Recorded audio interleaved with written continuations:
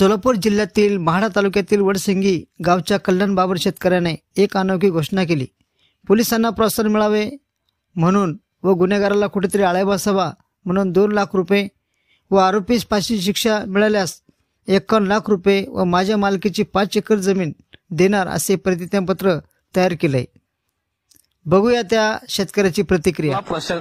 पोलिसांना प्रोत्साहन मिळावं म्हणून आणि गुन्हेगाराला कुठेतरी आळा बसावा म्हणून ही घोषणा केलेली आहे। गुन्हेगारांनी आज त्या संतोष देशमुखला मराठा असणाऱ्या एका कार्यकर्त्याला चांगलं काम करणारा एक होतकरू नेता बनणारा या नेत्याला क्रूरपणे हत्या केली। त्याचे अजून कसलाही तपास होत नाही।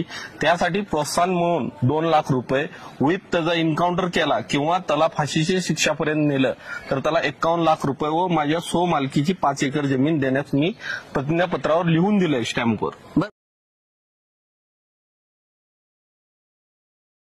गुन्हेगार असतो तो कुणाचाही नसतो। आज तो पैशासाठी काही करायला ठरवला जातो। तो मुंडकपणाचा असो किंवा कुणाचा असो समर्थक हा गुन्हेगारच आहे। गुन्हेगाराला कुठेतरी आळा बसला पाहिजे। पोलीस प्रशासकानं त्याच्यावर जबर बसली पाहिजे आणि महाराष्ट्रात गुन्हेगाराला कुठेतरी आळा बसण्याची सर्वसामान्य शेतकऱ्यावर माझ्यापर्यंत येऊन पोहोचलेल्या ह्या गुन्हेगाराची कुठेतरी थांबलं पाहिजे।